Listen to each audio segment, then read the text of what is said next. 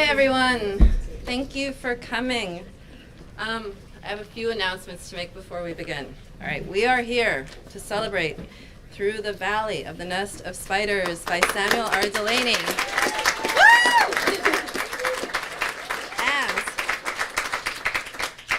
And Chip was nice enough to include a missing chapter. So if you purchase it this evening, you'll get this missing chapter that he was nice enough to put in each copy himself. And afterwards, the signing will be at the info desk. Introducing will be Brian Evenson. Yay! Woo! Copies of Wide-Eyed are also available at the register. And if you find Mr. Evenson, he will be more than happy to sign them for you as well. He'll be at the info desk, yes, also. So I'll kick off by introducing Brian. Brian will introduce Chip, and then we'll have a reading, and then that'll be followed by a short Q&A and a signing.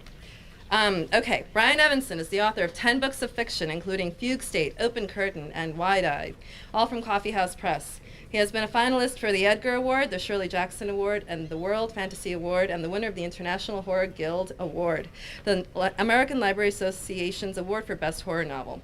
Fugue State was named one of the Time Out New York's Best Books of 2009, the recipient of a National Endowment for the Arts Fellowship and 3 O. Henry Prizes, including one for Wide-Eyed. Evenson lives in Providence, Rhode Island, where he directs Brown University's Literary Arts Department.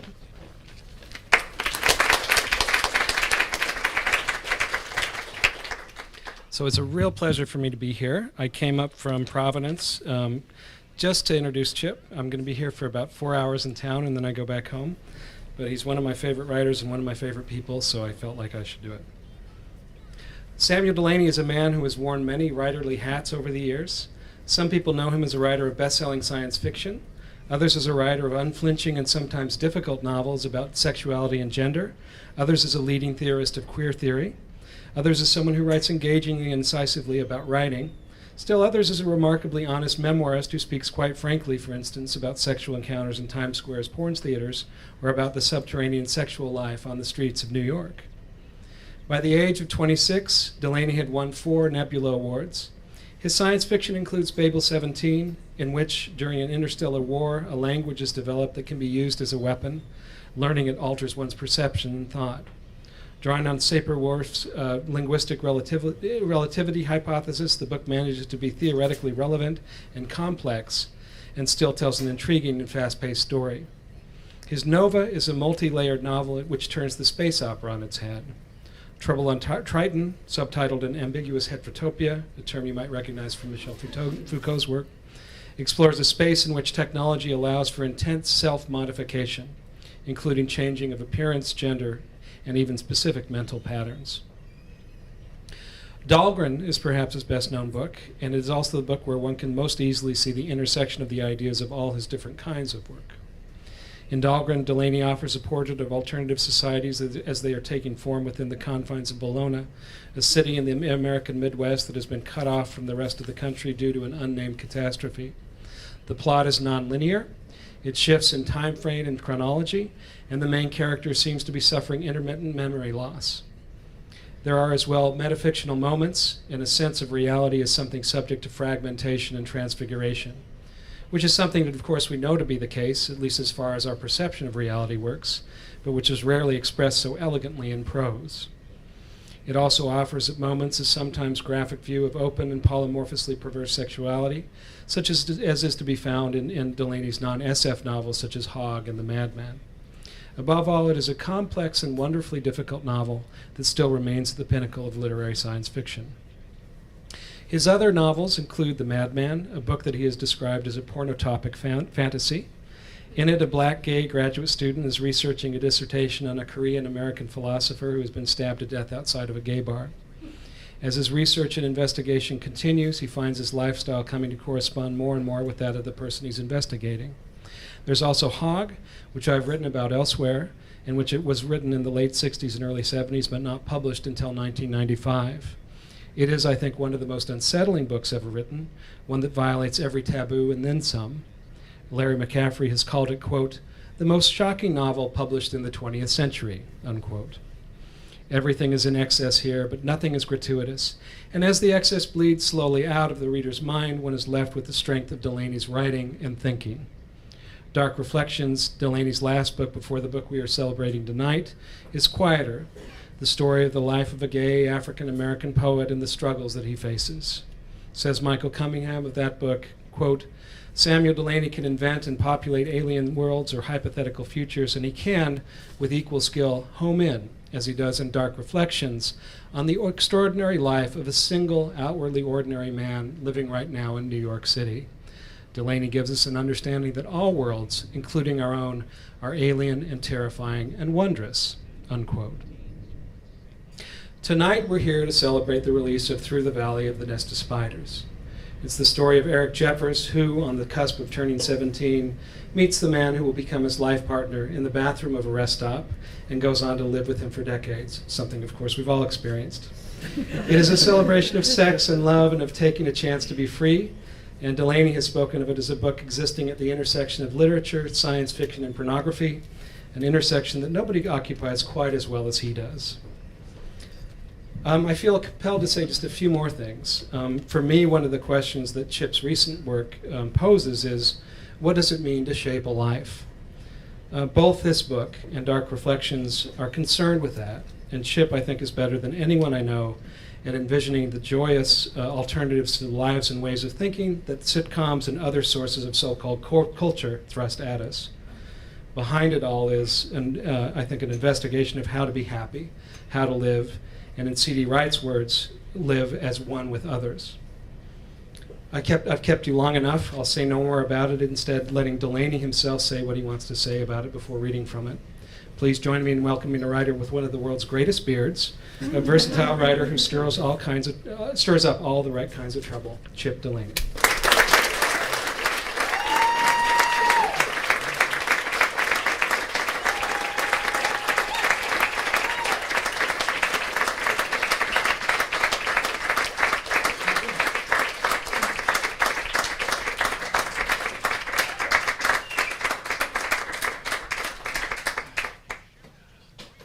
I hadn't looked at the room from this angle before, and I can only say, gosh.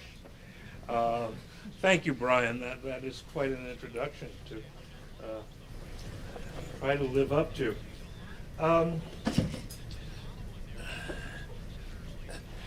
Can everybody hear? Yes. Okay, good. All right. One of the reasons I am so grateful for Brian's consenting to introduce me and rather overawed by the introduction itself is because for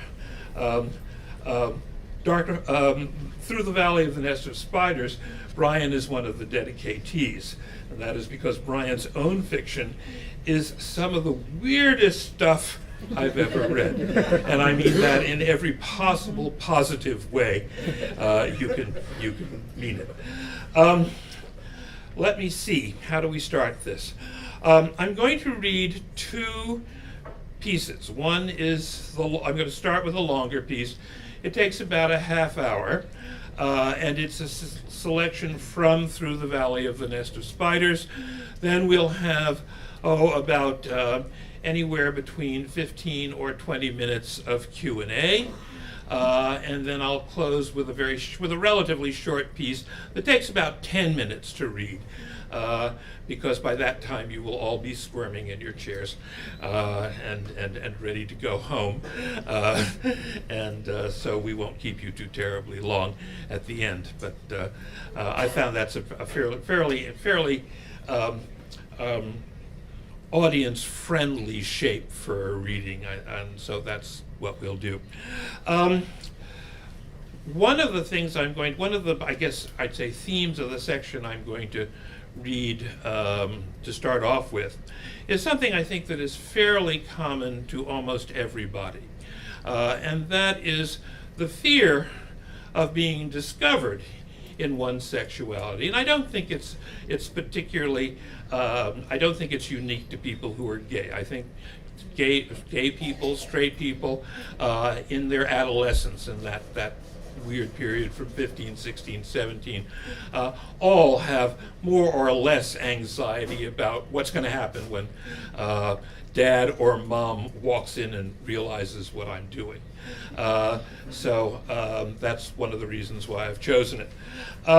Eric Jeffers is 16 years old. He's 6 days away from his 17th birthday. Eric's father is a black welder in Atlanta, and Eric has been living with him for 2 years. His parents have joint custody. Eric's mother is a white woman, and she works as a waitress in a little tourist town at the edge of Georgia, on the Georgia coast, that is kind of foundering and has been foundering for the last few years. And but they have agreed that Eric is going to come down and live with Barbara for a while, an unspecified while. And that morning, that day, Mike has driven his stepson down to Diamond Harbor.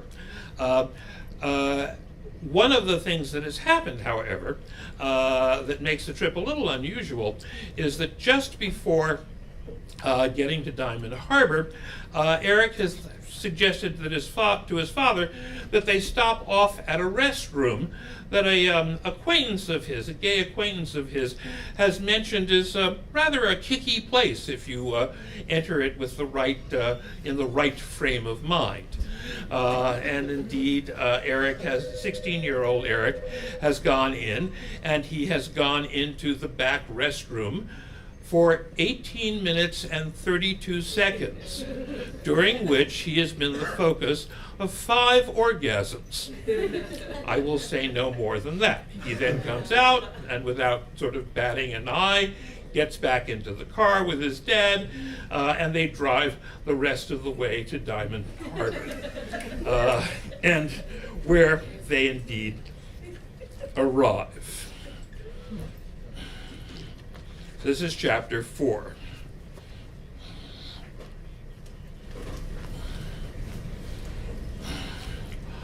Off the highway, Mike got turned around twice. "You got your cell, you could call Barb." Mike took one hand off the wheel to touch the sagging pocket of his t-shirt where his cell phone hung. "I don't want to give her the satisfaction of thinking the dumbass nigger she was stupid enough to marry once is a bigger fool than I actually am. Come on, we'll find it." "You know," Eric said, "I wish I could say things like that sometimes." Mike raised an eyebrow. Then he chuckled and glanced at Eric. "You could. Nobody really gonna care. At least ain't nobody who knows I brought you up." Then he added, "Of course, sometimes you got to think twice about who you say it around." He shrugged. "It's just a kind of cussing, I guess." And 35 minutes later, they were on 31 East, where Barb had said they should be. Mike muttered, "Is it the end of Front Street?" He looked under the sunshade. "This is Front Street." Eric sat forward on the gray upholstery. "We just passed Front Street Drug and Hardware." "But it's closed up." "It's still Front Street," Eric insisted. "Hey, there it is." "This is the end?" Mike slowed. "It ain't a whole block." By the docks, blue siding framed a plate glass window with cafe curtains pushed back and blinds. On the pane, a gold and black decal of a lighthouse was fixed beside black letters: Lighthouse, Coffee, Egg, and Bacon. To suggest an aquarium's interior, the window floor, visible under the half-lowered slats, was covered with green coral, green and blue pebbles, though it was without fish, ceramic anchors, even a menu. Above, rust reddened the seams between the awning's pink and green panels. Mike said, "I'm pulling around with those cars near the water." The tires crunched into a small gravel lot where 3 old pickups, 2 fairly new cars, and 5 old ones parked. Beyond was the sea. Yeah, that's your mother's Honda. She's still driving that thing? At the top of some steps of triple-width white cinder block stood a screen door. On one side ran a pipe railing, bright yellow. A plank ramp sloped from the other. It didn't look too steady. Eric opened the car and again realized the discrepancy between the heat-drenched sunlight and the green-tinted car window, which, with the air conditioning, had made the outside look 10 degrees cooler than it was. As he stepped to the gravel and stood, he heard the glunk of the door on Mike's side opening. Then the screen banged back on the wall, and a woman in a blue waitress smock and no makeup came down one step, hesitating as if she might rush back in. Till age 27, Barbara had been stunningly attractive, if a little less sure of herself than she might have been. At 34, from the self-assurance of having men so often want her, she was becoming both matronly and handsome. The woman on the steps, his mother, Eric realized after a breath with surprise, was both excited and happy. Eric called, "Hey, Barb!" Behind him, he pushed the car door closed. From the slam, he realized, he had pushed it harder than he'd meant. Some of the excitement was his. Over the Chevy's roof, Mike stood up. "Oh, my God!" Barbara's smock had a white collar. Inside it, a gold chain crossed low on her throat. Oh my God! You've gotten so big. I mean, you're..." In wonder, she shook her head. Her blonde hair was pinned up. "Your arms they're as big as your dad's." Eric walked toward his mother, thinking with the first step, her skin's a little looser than her beside her eyes, at her wrist. She's older, and at his second, she's heavier. He said, "You look so," and surprised himself, "wonderful," which was not what he'd started to say, but she did. "It's so good to see you." Barbara turned her smile on her ex-husband. "And it's good to see you, Mike. It really is. It's good to see you both. Come in." In blue flats, Barb stepped down a step. "Come in, have a cup of coffee." Mike said, "You want me to run Eric's stuff up to wherever it is you're..." Barbara came down the last step, and Barbara and Eric hugged. It was sudden and surprised Eric. "Oh, honey, it's so good to see you." By Eric's ear, she sounded happy, and he was surprised to remember the deepening in her voice that signaled it. Both Mike and Eric work out on a Bowflex, by the way. He hadn't thought of it in the year and a half since he'd last seen her in Florida. Eric didn't particularly recognize her scent, but Barb had always liked perfumes, and there wasn't a lot of it. Eric felt awkward and pleased and happy, too. Behind them, Mike laughed. When Eric stepped back, so did Barb. I wasn't expecting you to have, well, grown so. What were you doing this morning, working on the car?" Eric realized that must be some automotive odor held over from the men at Turpin's, which he realized now even he could smell. He smiled, not trying to look proud. Barb looked at Mike and repeated, "How did he get so?" But she kept an arm around Eric. Mike was smiling too. She guided Eric up the steps and through the screen door. "Come in, you two, meet Clem, and see where I work." As they came in the side door, a country and western song Eric thought had been running through the back of his mind grew loud enough to recognize was coming from a Booth CD player. The wood-walled room had no air conditioning, but the tan blades of 2 ceiling fans turned above. It was a little cooler. In the room, several men and a few women sat, most in booths along the side, under the old faux deco CD selectors, and 3 others at tables. Standing at the side counter, a heavy woman with orange hair, in another waitress smock, put down a coffee carafe on a tray covered with a checkered cloth already stained with a spill. "Clem, this is my son, Eric. I told you about him. This is Clem. Mrs. Englert, she runs the place. She's my boss." "Clem Englert, just call me Clem. Everybody here does." Half the people in the room twisted on their seats. "Clem, this is Eric's dad, Mike." And Eric recognized the 2 fellows in the side booth. The tall, unshaven one, who had written where to show up for work on Bill's paper, and the light-skinned black kid across from him with torn-off sleeves, in this light slightly darker than Eric, but with kinky tan hair, the fuzz of a beard, and green eyes near hazel like the tall ones. These are both 2 men who had been in the bathroom at Turpin's. Still bare, his feet were apart on the floor planks. It took seconds to recognize it was really them. Dynamite and shit. At the truck stop Johns, their names had been, well, eccentricities.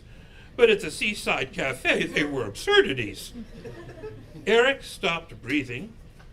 He stopped thinking. His vision momentarily fogged, but he didn't stop walking.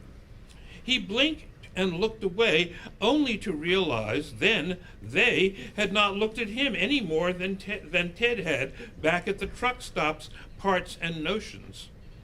His arms stiffened, but Eric made himself relax it around his mother's back, hoping she would think it shyness before these strangers. Last April, during his spring vacation, the Sunday after the Saturday cocksucking marathon below the Atlanta highway, this is something that has happened to Eric months before this day, something had happened to Eric for the first time. In the direction away from the overhead highway, 2 blocks beyond Mr. Condoti's, where Montoya crossed Rosemont, was Enton's coffee shop and hamburgers, the lamp store, and the tobacco and newspaper shop. Eric had the package store, and Ford's little 5 Points market. Mike and Eric had been strolling down to Ford's to pick up salad makings. They'd done the staple shopping 2 days earlier and were half a block away when Eric recognized, standing before the iron gate over the package store window, the homeless black man whom Eric had blown and whom had blown Eric and all the other homeless guys the previous afternoon beyond the Verizon sign. As Eric and Mike walked up, Eric's throat dried. His heart started to pound, and Eric thought, "He's looking for me." Eric did not glance at his dad, who was talking about last night's game. "The worst thing the Braves ever done was get rid of Ramirez. I mean, that was crazy. The worst thing they ever done. They're gonna see, I'm not kidding." Eric's forehead began to sweat. Drops ran under the back of his t-shirt. His legs began to shake. "We don't need to go to Ford's now. Let's go home. I'll get salad stuff later." But he couldn't speak. Though Eric had been engaging in public sex all over Atlanta, it was the first time that he'd run into an adult with whom he'd had a sexual encounter when a parent was present. He opened his mouth and breathed, because breathing only through his nose seemed now suffocating. Suppose the guy said, "Hey man, your son was sucking my dick yesterday, and I was sucking his too. They're writing an article about it for one of them gay papers." Just to fuck with Eric. Your boy's a faggot. Not only that, he hangs out with me and I'm one too. Someone was taking pictures of us on my cell phone while we were doing it. Here, let me show them to you. I got them right here. They got closer. Eric thought, I am going to fall down on the sidewalk. He felt as if he might. The man turned and looked at them both, then extended his hand. It was all Eric could do to keep from knocking it aside.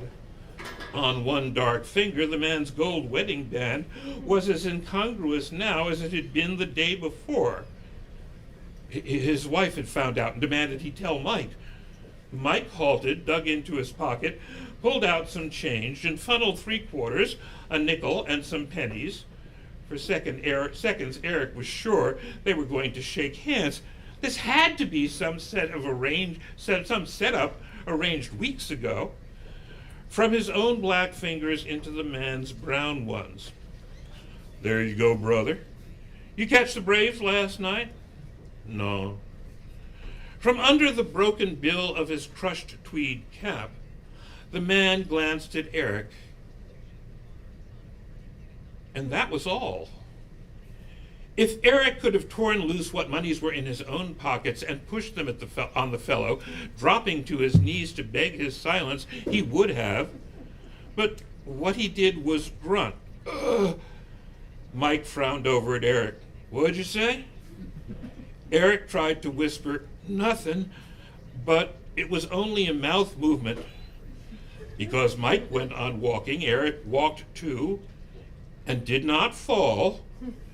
Then, somehow, the man was behind them. They were both in Ford's before Eric realized Mike's had been an absurd question. The guy was homeless. Had Mike thought he'd caught the game on some bar on TV? In Ford's they ambled by slopes of oranges and peaches piled as high as their heads, by tables of strawberries and raspberries in clear punnets, by 2 square yards of misted blueberries across a table under plastic lids. They brought 3 cucumbers and 4 pounds of tomatoes. Mike put them in Eric's green basket with metal handles, 3 lemons, a head of romaine, a head of iceberg. They had celery and onions at home, some green and red peppers, and a bunch of radishes. Paper or plastic? The Korean loader, she was a year ahead of Eric at the high school, asked, and Eric said paper because he was conscientious. Hugging the bag, Eric carried it out from the table, through the aluminum doors, and past the corner with Mike a step behind. The panhandler was now across the street, hand out over there, as though, Eric realized, standing that close to the package store betrayed his gold too blatantly, which is when Eric realized the man had his own concerns, his own agenda. Eric tried to not to look and glanced away. Then he glanced again. Mike was back on the absurdity of Jake's ideas about how to fix the Braves. Minutes later, they turned down the driveway beside Condoti's. Having been rehearsing it for 3 blocks, Eric said, but at half the volume he'd intended, I gotta go to the bathroom. You want to take this up to the kitchen? Sure, Mike said, as Eric handed him the grocery sack. Where Eric had been clutching it, the paper was sweated through and rubbed into little rolls around a hole as big as the ham of Eric's thumb. Mike frowned at it, then at Eric. You feeling okay? Yeah, I'm fine. He turned and hurried into the garage, not actually running, still afraid he might stumble. In his garage room, Eric sat on his bed and for 3 minutes, mouth wide, only breathed, feet and fingers numb. And nothing had happened. 10 minutes later, he was still sitting, still thinking. Had the man been as uncomfortable seeing Eric as Eric had been seeing him? Whether it was Hareem in East Texas or Mr. Dubray after some maintenance storage room session when the rest of the team had gone home, wasn't it all about, don't say nothing now, and if your parents find out, you'll really be sorry, and I don't mean from me. It had never occurred to Eric before that anyone who could spill the beans might not. He began to review the men he remembered. God, there were a lot of them. Maybe the knife-wielding German, yeah, but the other homeless guys? Hey, I've been fucking your boy. Wouldn't they get in as much or more trouble than Eric if anyone found out? Sure, Mike would be furious, but whatever camaraderie and laughter was confined around the mattress behind the Verizon sign or in some men's room encounter downtown in the park, they could end up in jail.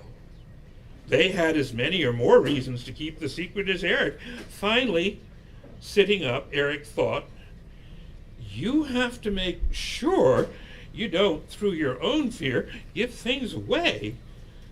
Sitting on his bed in the garage, it had taken Eric minutes to figure this out. Despite Eric's having done a lot of growing up in the 4 months since, despite Eric's exhortation in Atlanta that morning to Bill Bottom about the life he wanted, despite Eric's exercises to make himself attractive to just these men, even with his considerable actions and experiences toward effecting it, and despite where his own not particularly unusual sexual desires and emotional needs regularly carried him in a world of licentious adults who desired him back, Eric was still a 16-year-old with the fears, repressions, and sensitivities that made such freedoms seem of worth. Inside the lighthouse door, with Barb beside him, Mike behind, and shit and dynamite in the bench at his vision's edge, Eric thought, not looking at them, okay, they're not going to do anything now. But how had they gotten here so quickly? Had that back road been a shortcut? From in front of the counter, Clem released the carafe, turned and said with surprise, good to meet you, hello, and then, his father? Hey there, Clem, good to meet you too, Mike smiled. I brung Eric down to stay a while with Barb. Eric knew the plan was for him to live with Barbara 6 months or a year, but he also knew Mike was ready for it to go up in domestic chaos inside a month, if not a week. Well, Clem said, I know she offered you a cup of coffee. The least we can do, sit down, enjoy it. You come down from the city? Yes, ma'am, Mike said, but the truth is, Barb, I need to get back up there so I can, as soon as I can. There's somebody expecting me. Oh, Barb said with a slightly raised head and knowing look. Sure, of course. But my shift here isn't over for another hour and a half. I was hoping you could wait around till then. Oh, I suppose you could unload Eric's stuff. I take it up to the house when I get off. Eric drew in a breath. This was the first he'd heard of the later appointment. He was sure Mike had just invented it. Mike flexed his shoulders in a kind of relaxed way he sometimes got. Can't you tell me where it is? I don't mind running it up before I go. Eric felt his mother's tensing again and dropped his arm from her waist. From the way he had stopped his sentence, probably Mike felt it too. Well, it's a little complicated. My place is back in the woods, and the road doesn't go there straight. Mrs. Jeffers? From his booth, lanky Dynamite looked over. Yes, they were the guys he'd sucked and tongue-fucked in Turpin's. Till now, Eric had been hoping that a direct look would reveal them as guys who looked and dressed like the ones back in the Truck Stop John's. but Dynamite had called his mother's Mrs. Jeffers. Dynamite said, "Me and Morgan are going that way now. We know where you live. We come there every morning for your garbage." They were Barbara's garbage men. "It's on the way to the dump." Now Dynamite nodded toward Mike. "Your fellow there can follow me on up. We'll help him unload. Then we can drive down over the bridge and get on the highway. You know, at exit 46. We'll bring the boy back here. This is our day off. We ain't got nothing else to do." Shit grinned at Eric, and from somewhere Eric found the presence to smile back, and was hit with a memory. Only half the teeth were left in either Shit's or in Dynamite's mouth. Something Eric's tongue knew, as it knew their foreskin's elasticity, the force of their erupting semen. "How did you look that good with half your teeth gone?" It was purely oral data from purely oral pleasure. Oh, Dynamite, Mr. Haskell." And Barb knew his name. Barbara blinked. "Mike, can't you stay a couple of hours? Or for a while anyway? Mr. Haskell, I can't ask you and your nephew to go out of your way like." For 2.5 years, 3 actually, Eric's world had held lots of public sex. Often he'd spent hours a day at it, whether at his grandmother's in Hugontown, at Mike's in Atlanta, or at Barb's in Florida, coming home and behaving as if those hours did not exist was adamantine habit. But under the ceiling fans in the Lighthouse Coffee, Egg, and Bacon on the Georgia coast, Eric intuited that his world had become much smaller. Barb was saying, "Morgan, Mr. Haskell, that's very nice of you, really, but Mike, I was hoping we could make a day of it." "Come on, Barb." Mike sounded petulant and irritable, as he hadn't any time on the drive down. "You didn't say nothing to me before about staying. I brought Eric down. I got a car full of his stuff. You want to let me leave it off here?" Mike looked around, the way, Eric thought, someone in a room with a known murderer might glance around for exits. "Or up at your place," he repleaded. "You got your car outside. If you want, I can repack his stuff now. So you..." From his booth, Dynamite laughed. "Unless he brought just a knapsack or a duffel bag, I can tell you, it ain't gonna fit." With a foreknuckle, he pushed aside the spotted curtain of the booth's back beside the wall CD player, leaned over, and glanced out. "All what you got up in the back pile to the back seat of yours ain't going to get in that thing Mrs. Jeffers got. And if you got more of his stuff in the trunk, hey, we got the pickup. We'll put the tarp down. It won't get messed. I mean, Mrs. Jeffers has a pretty small car." Barbara was actually swaying and rubbing her hands together, which nervousness Eric knew would make Mike that much more anxious to leave. "Yeah, I know." Mike looked around. "Her Honda. That's why I said I'd take it out there." He looked up, blinking. The way they could grate on each other was as familiar to Eric as Barbara's laughter, as Mike's repeated tags and tails. Because it was outside anyone's control, though, Eric felt upsurging frustration. "Well, yes," Barbara said, "but I..." Then, with surprise, Eric realized. Frustration, yes, but he was not terrified by it as 2, 3, 5 years ago he would have been, only annoyed.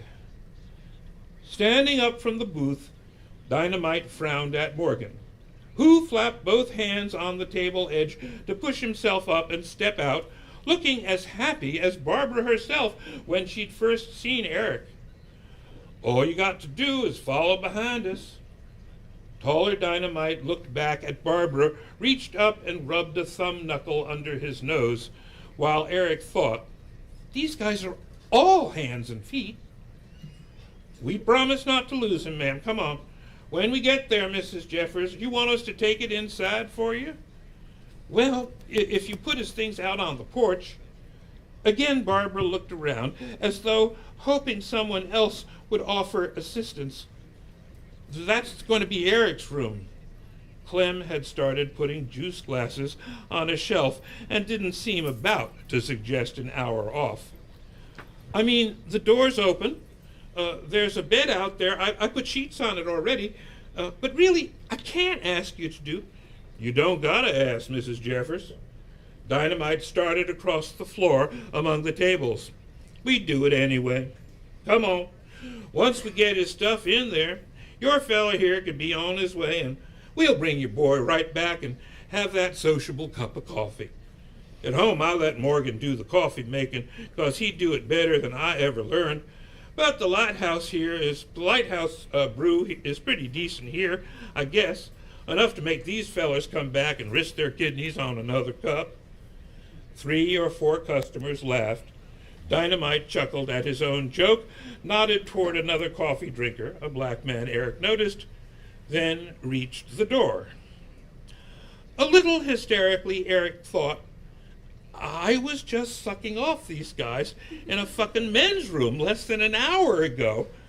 Then, at once, the situation didn't seem dangerous or hysterical or menacing at all, but, well, funny. Looking after them, Eric laughed.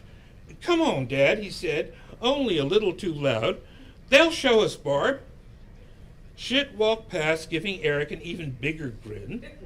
Then the two were out the screen that chattered and banged closed, unslowed by the piston at the top, supposed to keep it from slamming. We'll be back, Eric called. Mike said, So long, Barb. You and Eric will have a good time now. I know you'll have a good time together down here, and stepped toward the door.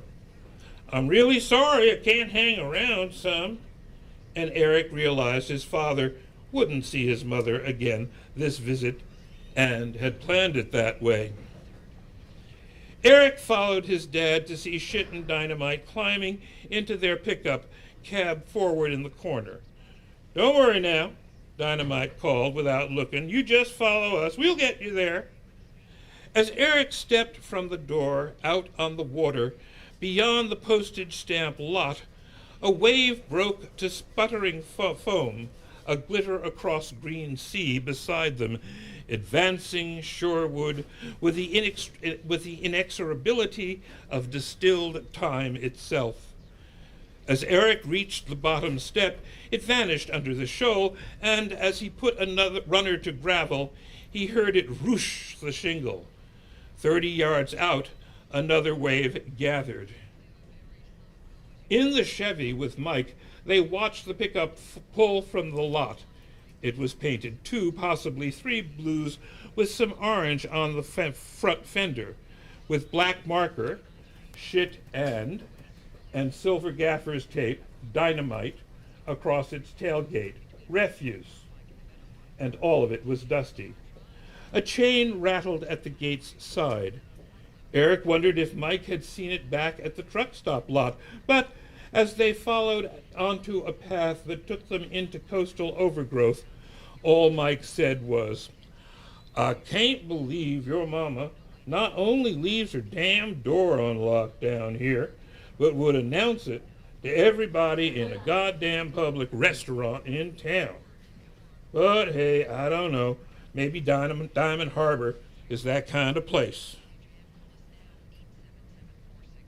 I'm going to remember that wave, Eric thought, the rest of my life. He recalled it a dozen times that day, and half a dozen that night, and even a few the next day. But within the month, its sound and look had melded with so many thousands he'd seen, both outside where Barb worked and from the harbor docks and marina and local beaches, from places among the trees that looked over the sea, some in leaden storms and some on glass-clear mornings. Neither that first nor any other could retain its specificity.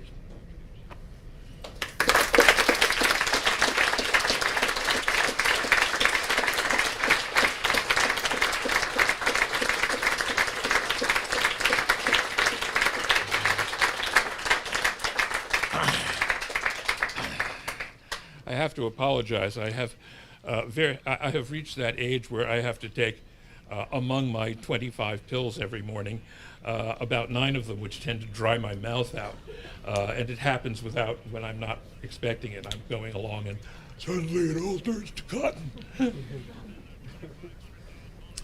But I see the H Street bookstore is always prepared. Are there any questions? Is there anything anybody would like to ask about either this passage or the rest of the novel or anything else entirely differently? I'm willing to wing anything. I think, and someone who writes things the sort I do, more or less has that responsibility to his audience. Are there anything that you would like to? Ellen, hi, yes. I was wondering, I think of you as such a northeastern kind of guy, and most of your biography takes place in the Northeast. Why Georgia? Why the Georgia coast? How? It's a Georgia coast of the mind. It's this in one very real way. This is totally a fairy tale. I've been in Atlanta for maybe, I think, for a day and a half when I was giving a lecture at Emory University, and other than that, that's it. And I've never been on the coast at all. I have no idea what the coast. The idea was just to write about a place I'd absolutely never been. A very, very kind and generous young writer, Cheshire Burke,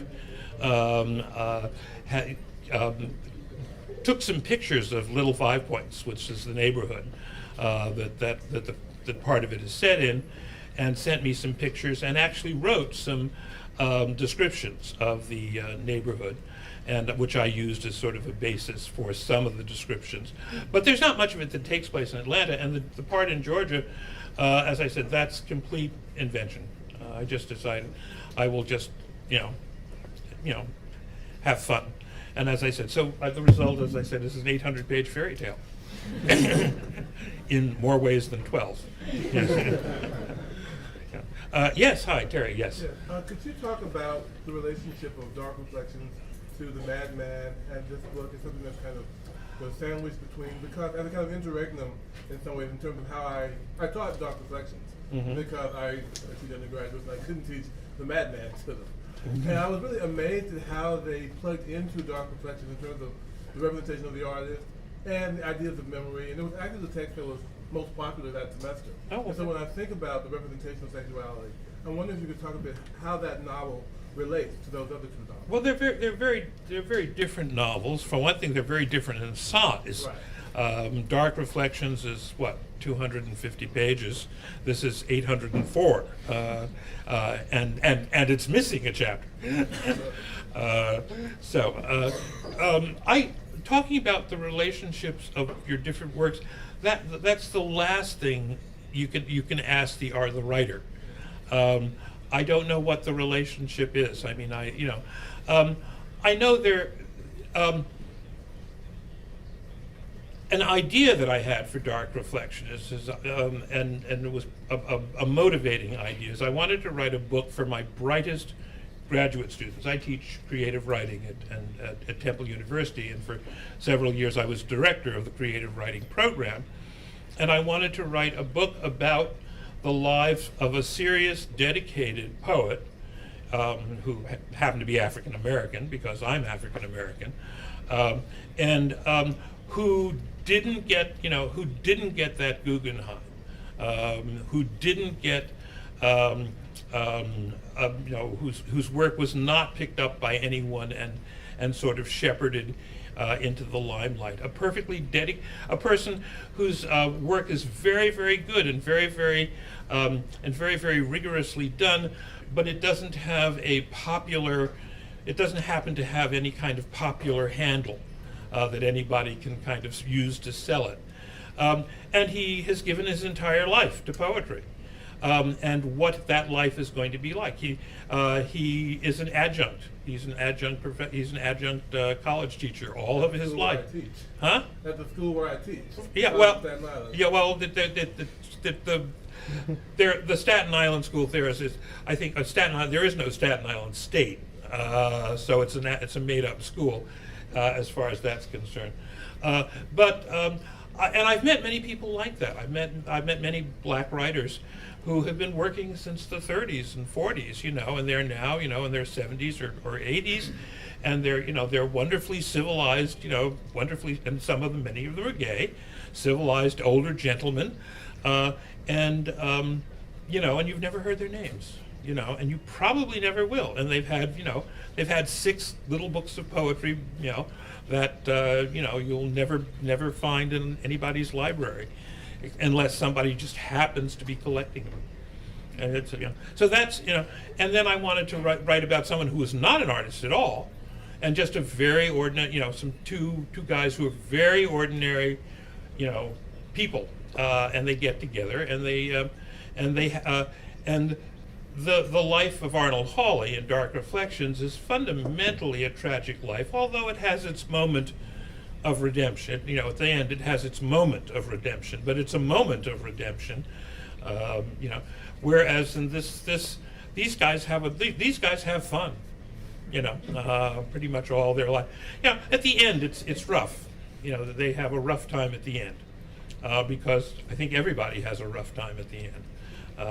But that's all I can say. The differences or the similarities are whatever correspondences you happen to see between them. Anything else that anybody was? Yes. Yeah. I want to apologize because I'm going to mispronounce something and then paraphrase you. But that's all right. But one of the things that really stuck out to me in the Neveronia book. Nevarian. Neveria, thank Yeah. you. Mm-hmm. Is there's an older woman who's a merchant, and there's a part where the narrator describes her as being appreciating her community more than she appreciates her personal relationships. She reaches a point in her life where she appreciates the idea of community more than the actual individual relationships. And that's one of the things that stands out to me about this book is kind of this portrait of a community. And obviously the communities are different, but I was curious if you could talk about if your, understanding of community or its relationship to an individual has changed, or if there's a relationship. No, but people have different relationships to community. I think, the Madame Kane, who is the merchant woman you're talking about, she feels, she is very much aware that society has put her in a particular position, which is at the top of the ladder, or pretty close to the top of the social ladder, and that she feels very lucky because of this, whereas she has personal relationships, but they're kind of a mess.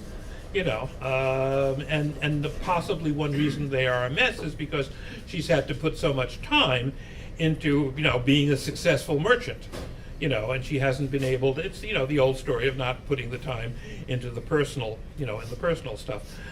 So I think that's why she appreciates the community. These guys appreciate the community and they appreciate their personal relationships, but they have not let the particular jobs they have for the first 20 years or so, they're garbage men. After that, they run a pornographic movie house. After that, they're handymen and in a lesbian art colony, and they spend a lot of time changing switches and plunging toilets, and doing the things that that handymen do. And they're very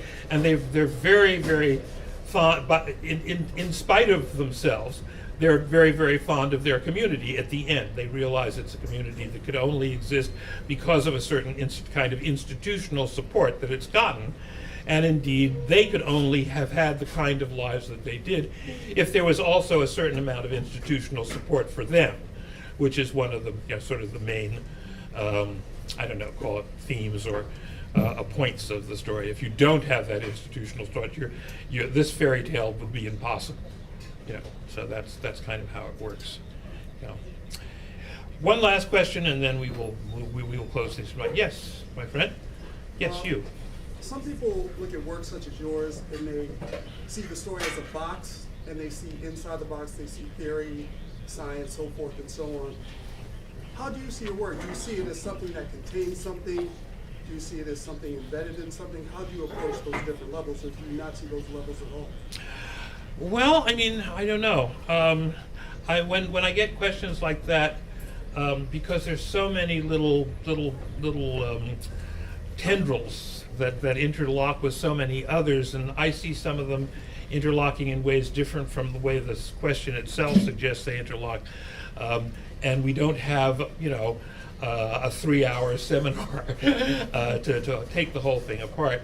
I hesitate to, even to sort of take it on.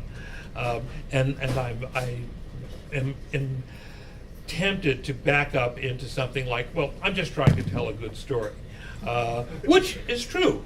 That's what I'm trying to do, is to tell a good story.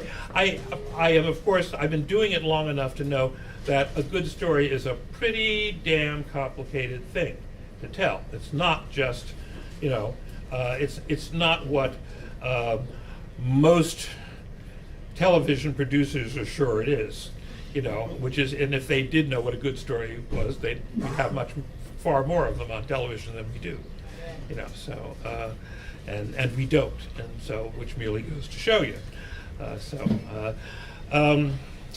But I think the idea of a narrative and a story is covers that. The way for you to answer that question yourself is to ask yourself, what does a story mean to me? What do I get out of a story? Why do I read a story? Why do I enjoy a story?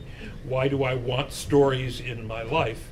And as you answer that, you'll answer the question, answer the question that you just asked me, I think. Okay, I'm going to close things out at this point. Hold on just a moment.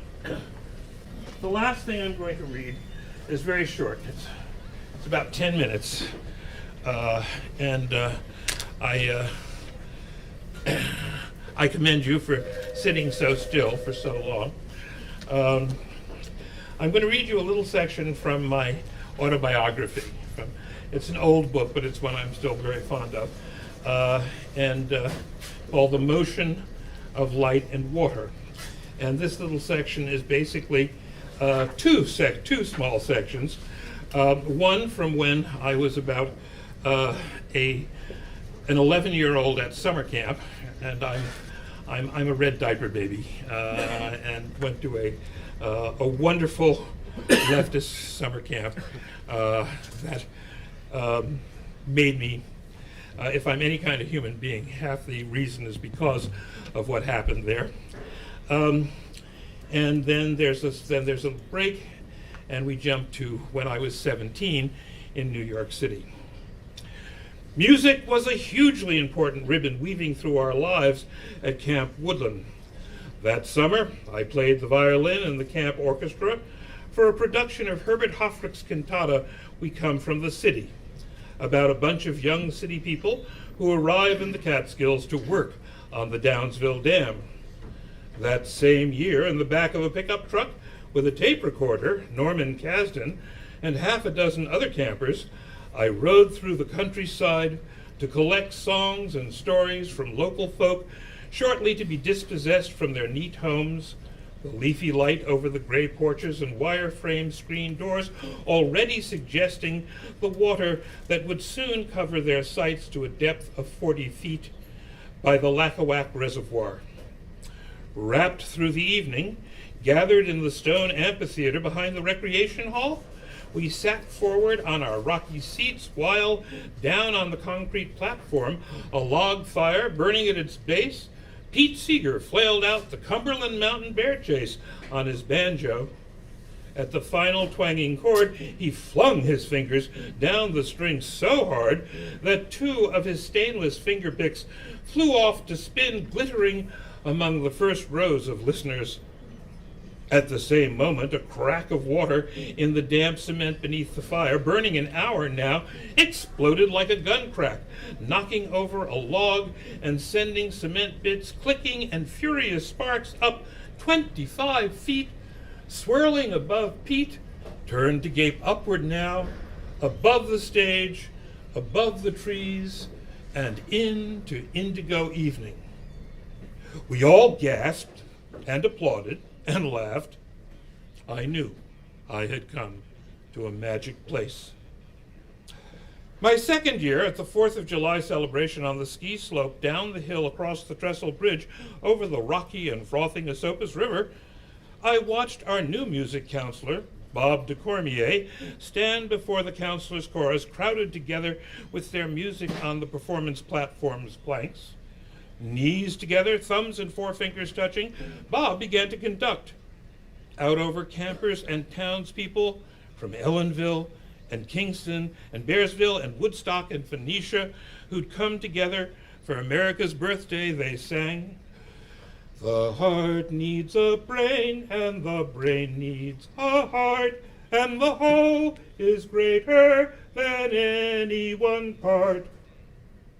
That same summer, under his direction, the Campers Chorus premiered de Cormier's profound and lyric cantata about the life and sayings of Sojourner Truth.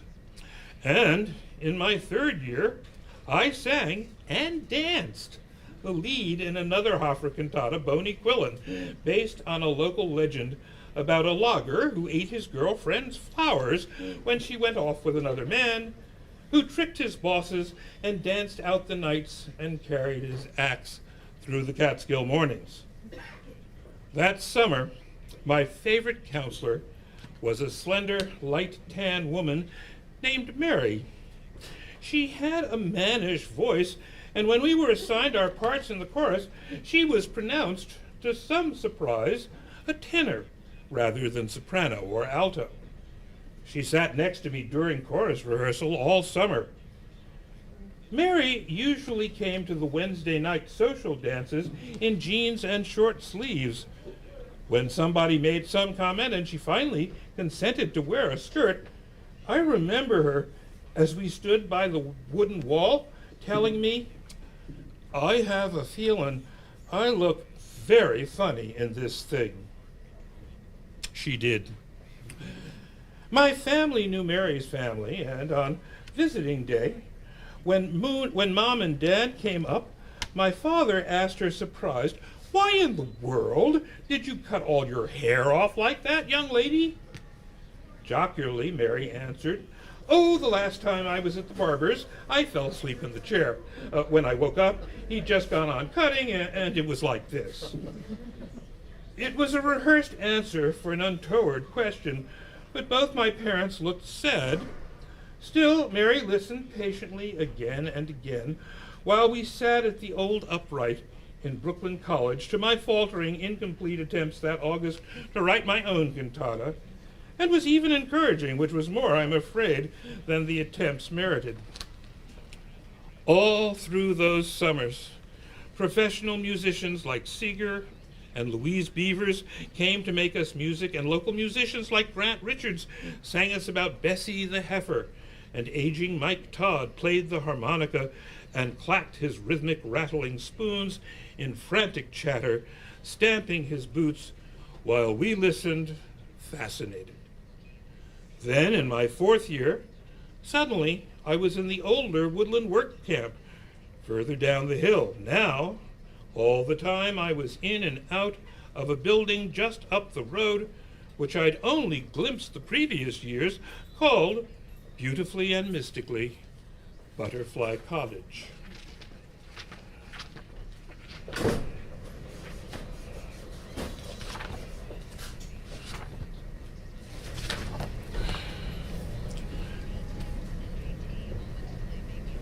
When I was 17, Uncle Miles and Aunt Dorothy came over one winter evening. My uncle's laughter and enthusiasm dwarfed everything and everybody in our house. "You gotta see this, Margaret. You're not gonna believe it. Sam?" He meant my father. "It's right over there at the Apollo. They're female impersonators, but really, it's the cleverest thing you'll ever see."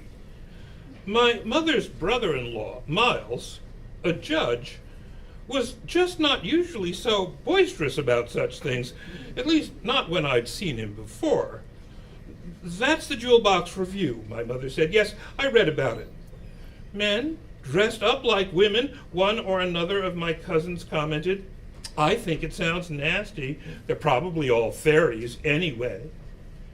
My aunt was saying, her voice undercutting her loud husband's, "You know, Margaret, the show in the first 10 rows of the theater was even stranger than what was going on stage." "I can believe it," Mother said to her older sister. "Well, Uncle Miles laughed. I don't know about that, but it's certainly entertaining. Everybody sings and dances in it. At the beginning, the master of ceremonies, this nice-looking young fellow named Stormy, he's colored too, I think, and with a real fine tenor voice, tells you that the company is made up of 25 men and 1 real woman. Then the impersonators come out and sing and dance and do their numbers. Some of them are good, too. Not just because they look like women either, though some, I swear, nobody could tell. Then you're supposed to see if you can figure out which one is real. Oh, I thought it was the cleverest thing. He turned again to my father. And then, of course, at the end, it turns out, now, don't tell, Aunt Dorothy said. They might go see it. Oh, Uncle Miles said, Sam and Margaret aren't going to go see anything like that. But at the end, Stormy, the master of ceremonies, comes out and asks the audience, which of the performers do you think is the real girl? And while people are calling up this name or that, he laughed again, and everybody thinks they know it's this one or that one.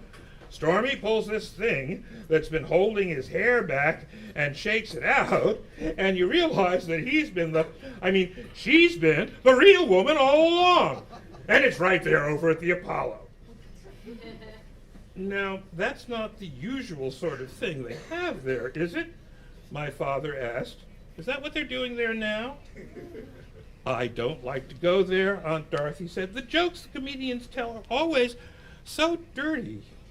The company travels around, I guess, Uncle Miles said. That's just when they're playing while they're in New York. My father said, now, why would they bring something like that there? No, my uncle protested, laughing again. It's really good.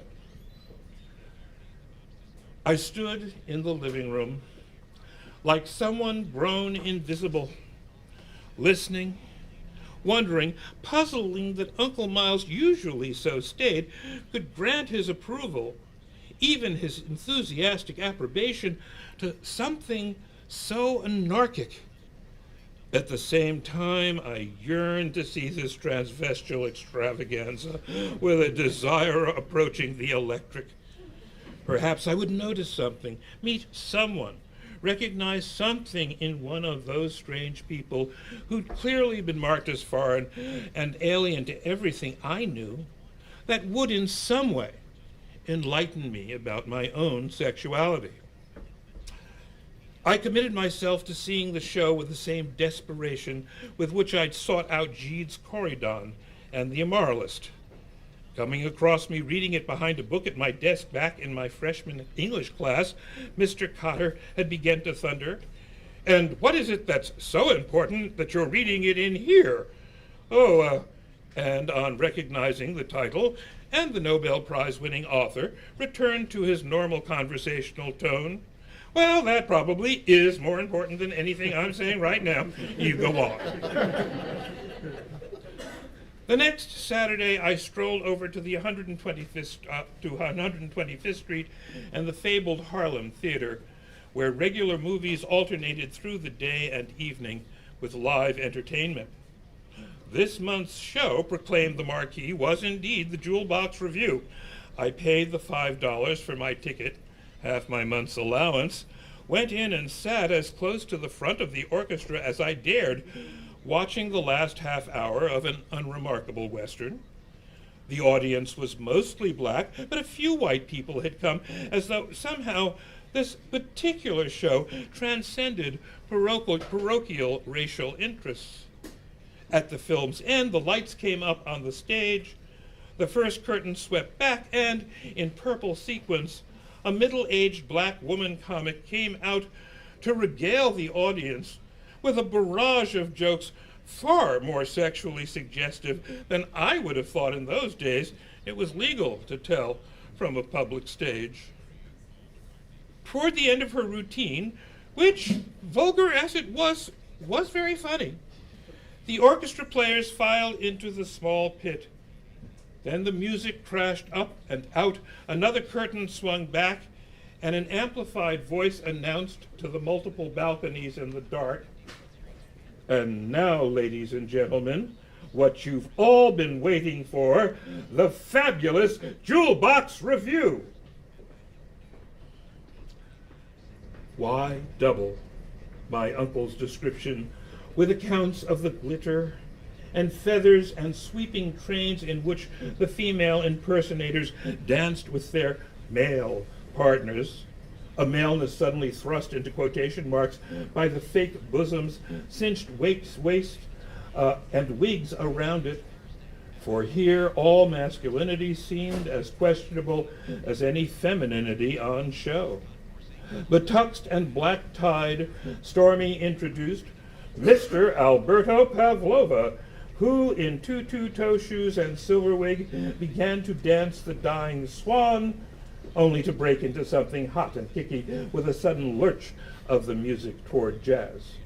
Now from the other side of the stage, Stormy introduced Mr. Georgie Brown, a hefty black transvestite who, in wig and high heels with inch-long crimson nails, clutched a bit of sequined gauze to his padded bosom and sang day in, day out in a volcanic contralto that laid chills all down my shoulder blades. Once or twice, someone in the first row ran to the footlights to hand a bouquet of roses up to one or another of the stately queens, and at the end, Stormy pulled loose her hair to let it fall over the tux's satin collar as the whole company came out to sing, "We're 25 men and a girl." Yet, as the curtain finally swept across the tinsel, plumes, and lame, and the house lights came up briefly before the movie began again, there seemed no way for me to break through the doubled and redoubled artificiality of this entertainment that had just made me laugh and thrill and madly applaud its falsification, this one artful, that one pathetic, yet all insisting on the entire range of artifice that was art. It was dark in the street when, hands in my army jacket pockets, I strolled from under the bright marquee to walk back home. I never even mentioned to anyone in my family that I'd gone. It was some years later, when the Jewel Box had again made its annual swing through the Northeast, coming to light at the Apollo, that I overheard my mom and a downstairs neighbor talking in our kitchen. Certainly I was curious, but, well, I couldn't have gone to see it, Mom said, putting down her coffee cup. You know how her mother feels about it, really. She never would have spoken to me again if she'd found out. Now, that's the one I read about who plays the master of ceremonies. The neighbor's voice both repeated and confirmed at once. The one they call Stormy?